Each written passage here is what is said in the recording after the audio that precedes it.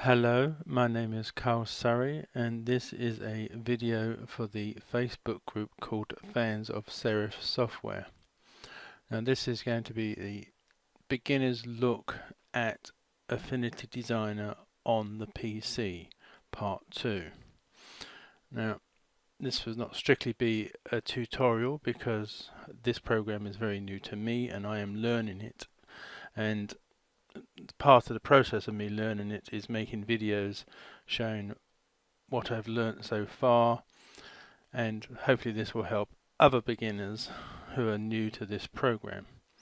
Now, at the time of recording this program has been on sale for, I don't know, about a month, I think it is, on the PC, because it's been on sale for the Mac for quite a while now, so there's plenty of Mac users out there who are very up on this program.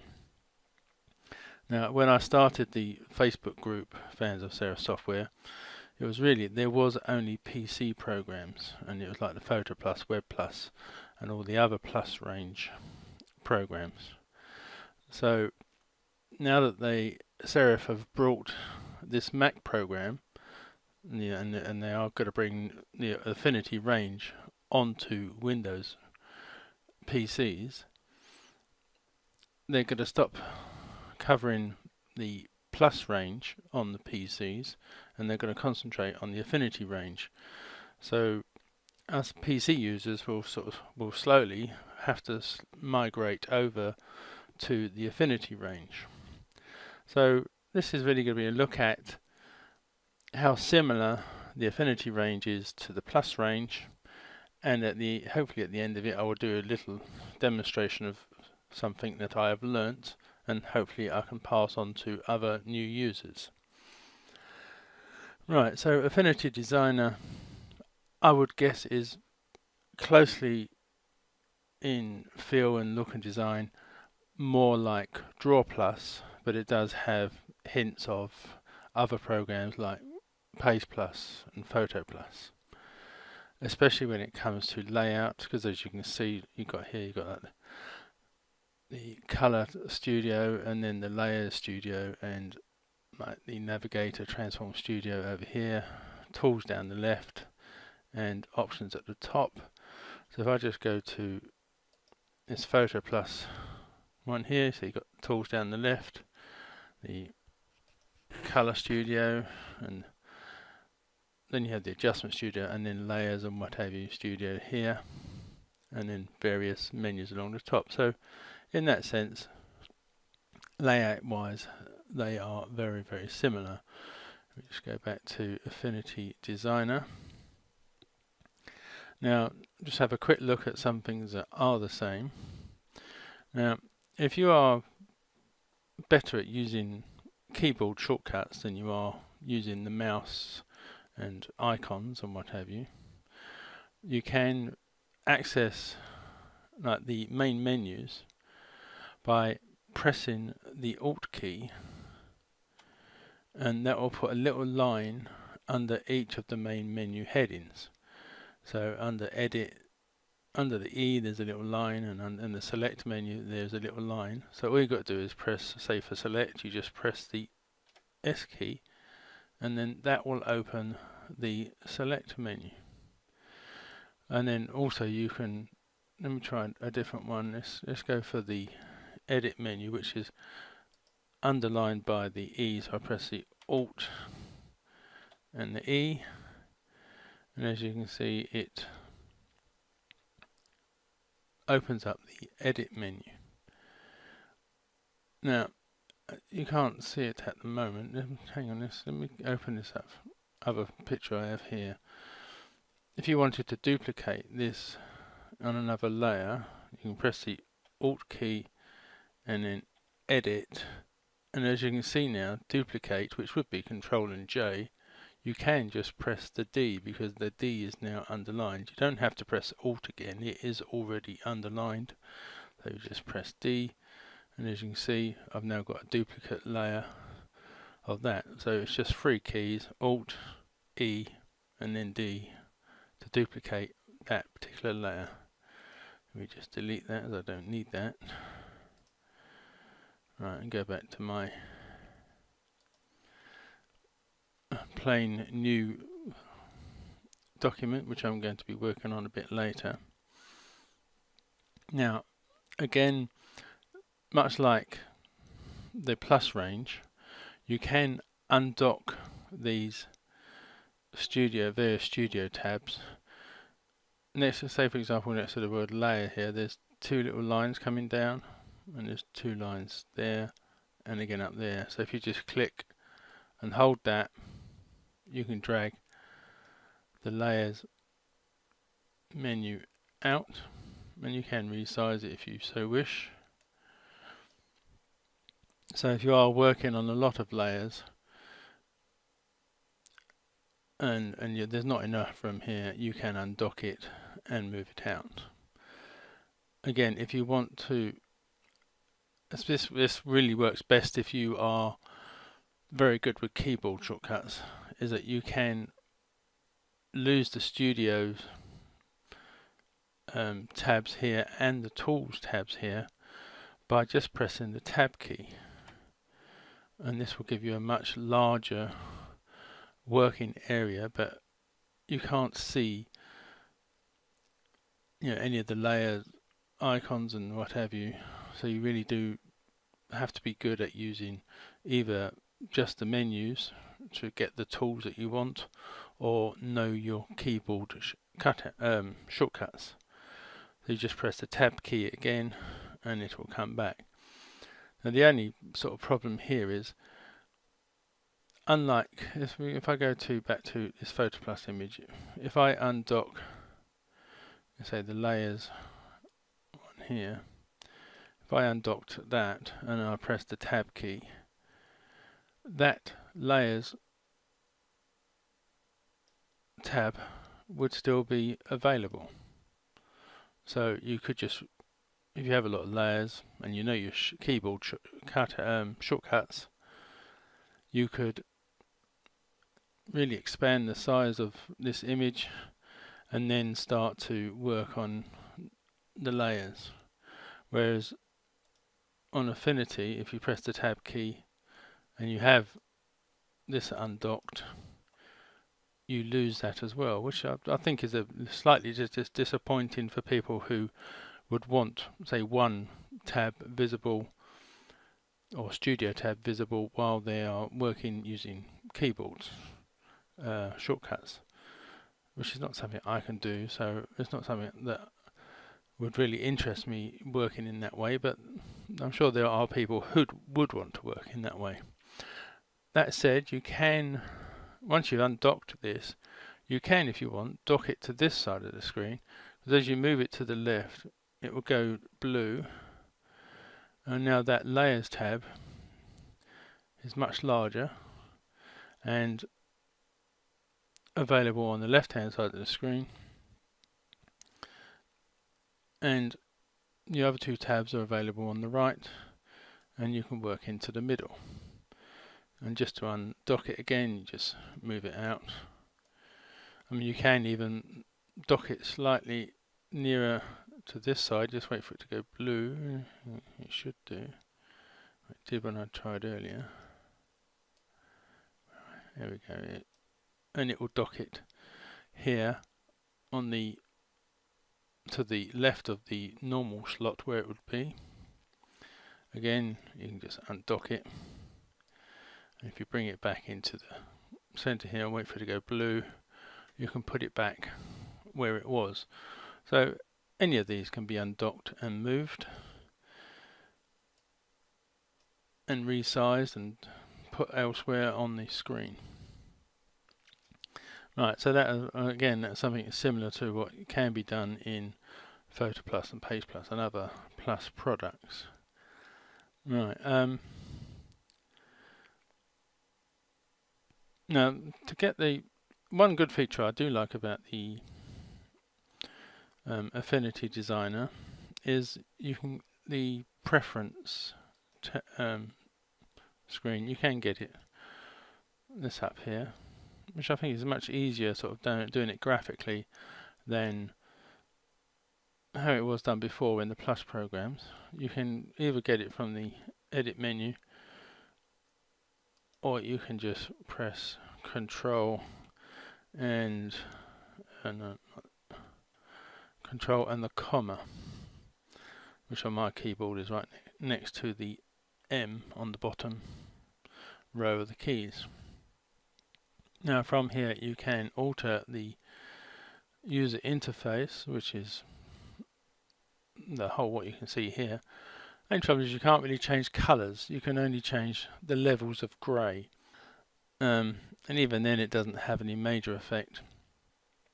I mean, probably the one that has the most effect is the UI gamma, where you can make it a bit brighter or a bit darker, but it would help if they had given us a bit more choice on the user interface. And once you finish making that changes, you can pick some of the other options from that little drop down menu there. And one of the options is keyboard shortcuts, and as you can see, there are some preset ones, like new from clipboard is Control Alt Shift and N, and open is Control and O. But if you wanted to make your own for ones that haven't got anything in them, it is fairly easy to do. Let me just do, if I come down to miscellaneous, and we go for set fill to 50% grey. Just click in there, and I'm going to use the hashtag symbol and then close. Now hopefully if I press the hashtag symbol, let me go onto the fill tool, so that colour has now gone to 50% grey, and it's not going to let me fill. Why won't it let me fill? Well, let's make a selection and do it that way. There we go. So that is now 50% grey. 50% grey fills are normally used more in, for my own personal experience, in photo editing. Sort of, it can help when you blend it into an image. It can help define and bring out edges and what have you on a photo. So that is just by making a shortcut of just pressing the hashtag. Let me just get rid of that. So I'm not going to remove that shortcut. I may keep that for future use. Now one I did accidentally there was another shortcut which I'm going to be using a bit later, is Control and the apostrophe, which hopefully you can see this. If I zoom in, it has brought up the grid. So Control and apostrophe on and off. Now the apostrophe is the one on the same keyboard as the @ symbol, like you get in an email address, like such and such at yahoo.com. So it's that on that key. You can also do it from the view. You've got show grid, and as you can see, it's Control plus apostrophe. So you can do it from that way if you want, but the keyboard is slightly quicker in that sense. Let me just zoom out again. So that's a quick look at how things are, in a way, slightly similar to the old plus range. And now we're going to move on to the small video tutorial on looking at something that I've learnt so far in the short time that I've had this program. Now, I've got the inspiration for this from the Affinity Designer tutorial page on Vimto or Vimeo. I don't know how you would pronounce that, but it was the isometric grid drawing. There's 3 parts to this, and basically what they did was, in a previous tutorial they'd drawn this flat 3D drawing of a house, and then in this set of 3 videos they went about using that flat 2D image of the plan to make a 3D image of that plan. It's a very good video, and it is very interesting and worth looking at, because you can learn quite a bit from those 3 different videos.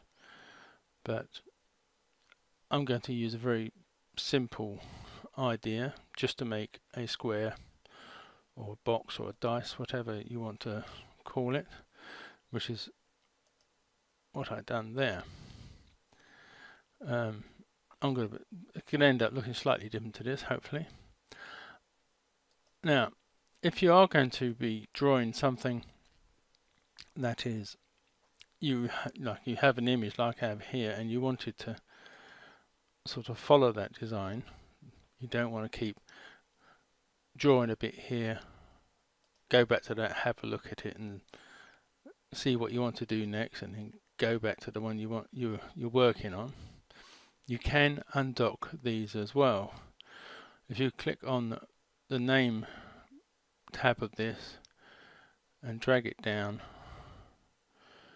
you can bring that into the work area, and then you can do the same to the other one.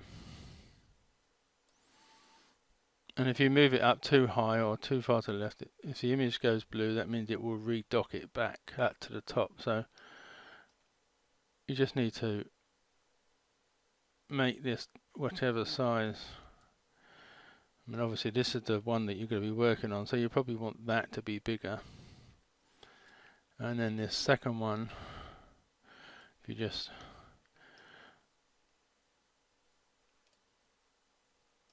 get that somewhere like that, for example, you can work on this image while keeping that image there as your reference guide, and you don't have to keep clicking backwards and forwards.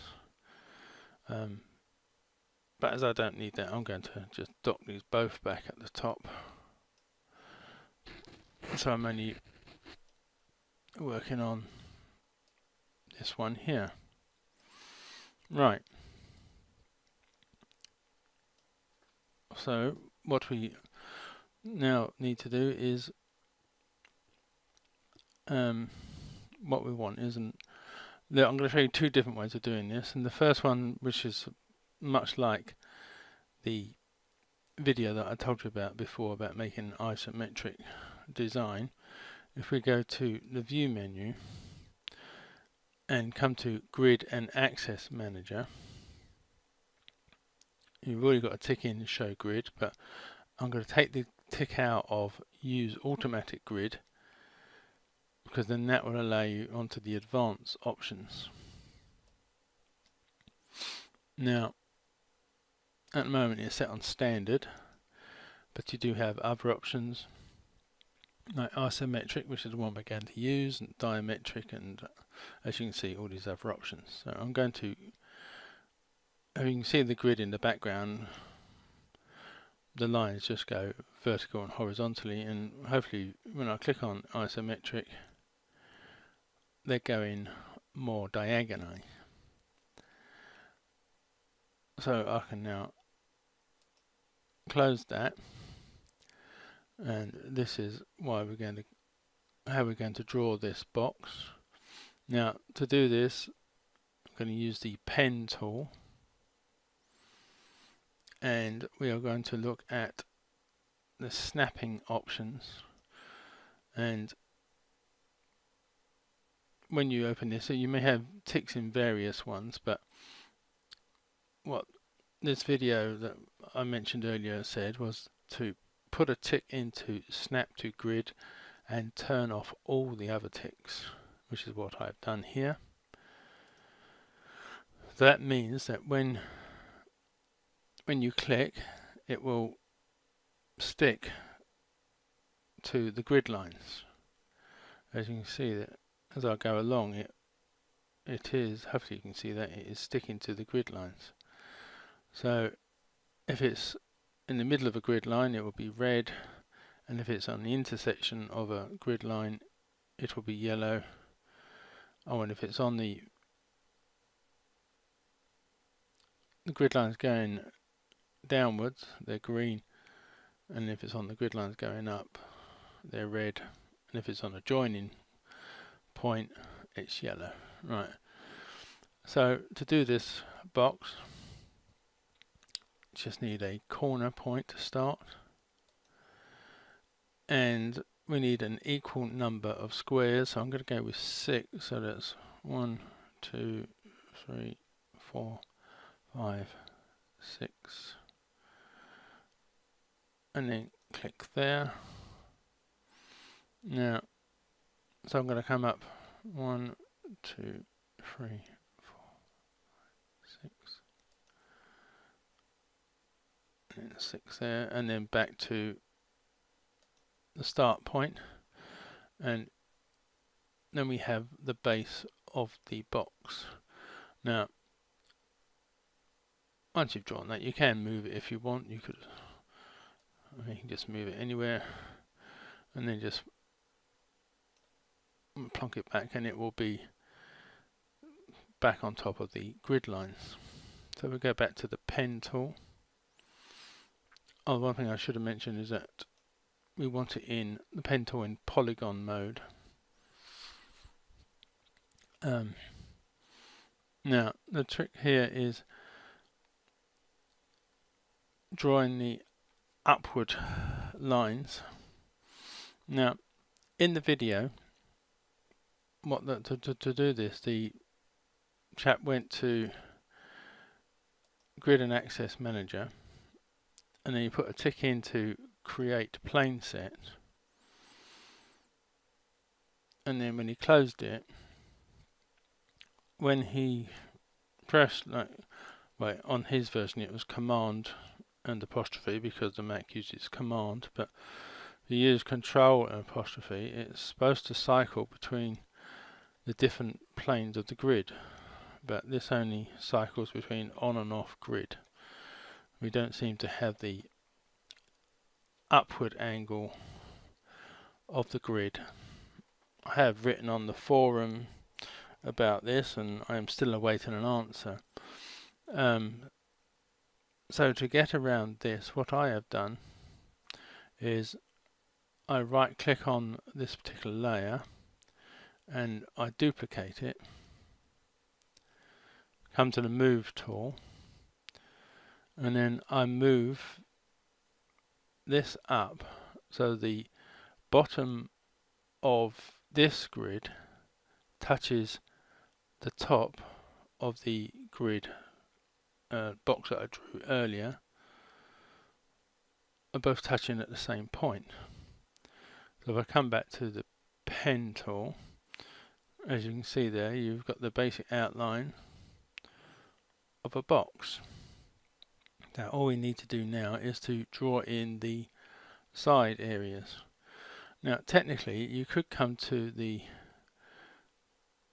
just the line mode and draw a line from here down to there and there down to there, and visually it would look like you have the side of this box complete. The only trouble there is when it comes to using the fill to colour in these sides, there is nothing there for it to fill because it doesn't know that there is a connection between these 4 sides. So if you come back to the polygon mode, you do really need to draw all of that side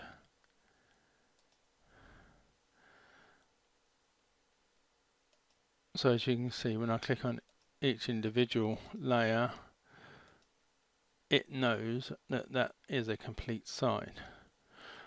So we just need to fill in this last side here.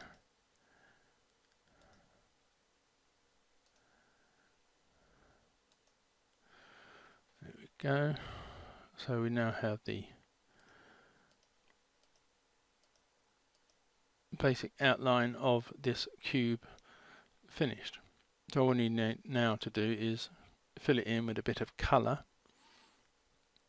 Now you can do this various ways by just say clicking on a colour on here, or using the sliders or what have you to find a colour, or you can go to swatches. Now there are various swatches that you can use, but I'm just going to go for this first one, which is Pantone GOE coated, and there you got all the various shades of yellows, reds, blues, greens, and going down to sort of blacks and greys. Using this, I can get various shades of a very similar colour. You don't want every side to look exactly the same, so I'm just going to use this Pantone 2515C, then select one of the other layers, and again come back to that first one. Now that was the one I used before, so I'm just going for the slightly lighter one, and then for the top of the box I'm going to go like 2 shades and maybe 1 shade. That's better, I think. And then I can press Control and apostrophe to get rid of the grid, and there you have your basic box. Now the only problem with this is I think the perspective. I mean, it's not too bad, but the perspective of this angle here doesn't look quite right. It should really be a bit flatter. So what I'm going to do is I'll try and do another one up here. Maybe I should have. What I'll do is I'll press Control and highlight all of those layers, right click it and group it, and in that way I can move this hopefully well out the way down here.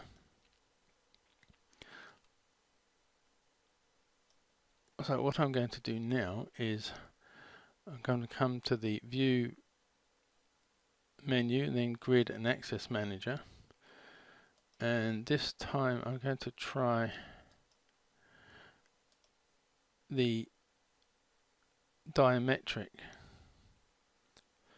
option, and we should still be set up for snapping to the grid only. Yes, that's it. Come to the pen tool. Let me just zoom in slightly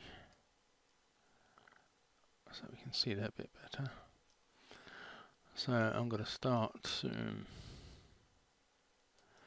there, and then come 1, 2, 3, 4, 6, and then 1, 2. So that should be there, and right there. I'll just come to the Move tool. I can move this down here a bit now. There we go. So much like before, if I duplicate this layer and then move it up. Now before I touched the bottom of this new layer with the top of the old layer, But as you can see, this wouldn't make a particularly high, a proper cube. It would be a box, but it wouldn't be a cube. So what I did was I then duplicated the layer again and then use the move tool,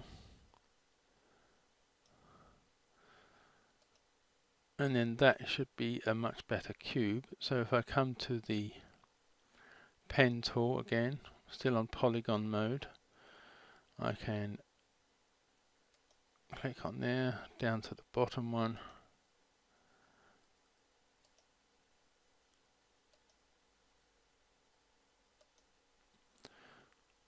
and then just continue like before, drawing in each of the different corners.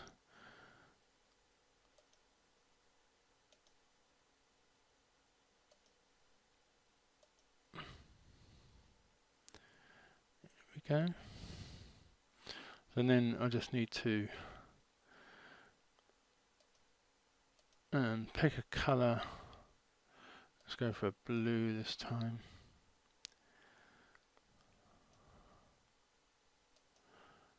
Try that one.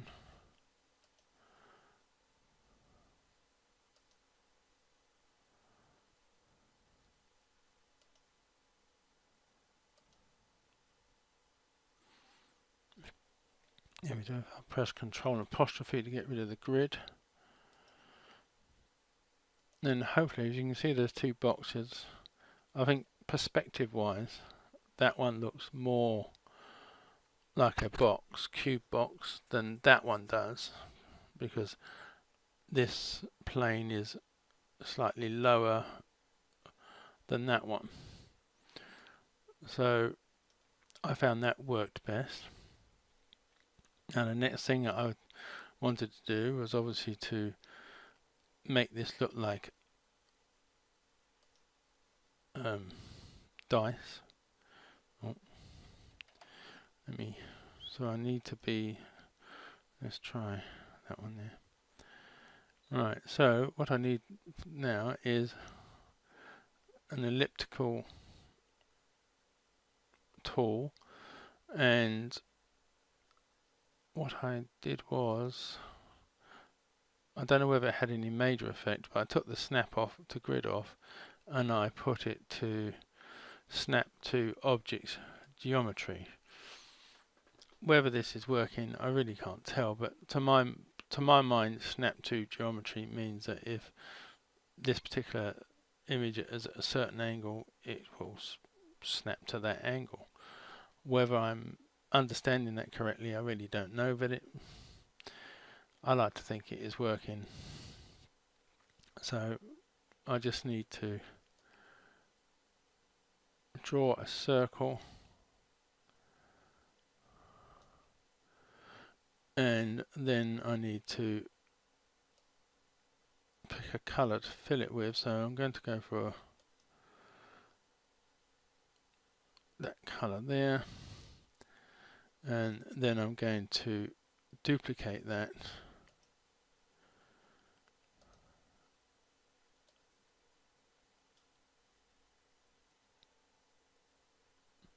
and to move it so it's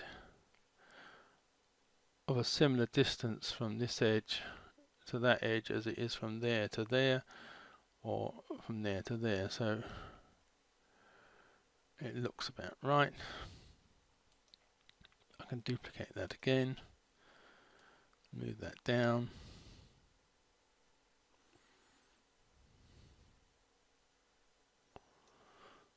again duplicate it,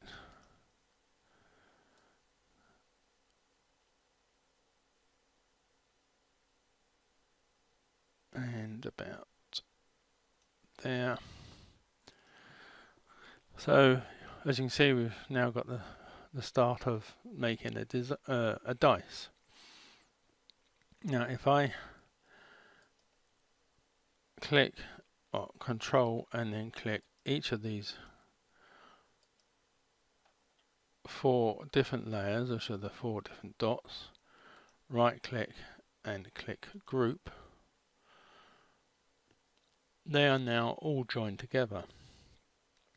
And if I wanted to, I could move them as one, but what I want to do is to add an effect style just to those layers. So if I click on effect and 3D, what I'm going to do is hopefully just add a little bit of shading into there, just to make it look like that they are sort of indented into the cube. So I'm not going to do all the different sides, but as you can see, this has the makings of an image of a dice. So that really is my little tutorial on using the grids and either isometric or diametric grids, and how you can make a cube and or dice or other boxes or whatever to do in your own designs. So hopefully this has been of some help to beginners on the Windows platform, at least, of Affinity Design. And for those of you that are more used to Page Plus, Design, Draw Plus and Photo Plus, hopefully this will help you feel a bit more at home, because of just how similar, especially in layout and usage, Affinity Designer is to the Plus range. So thank you for watching, and goodbye.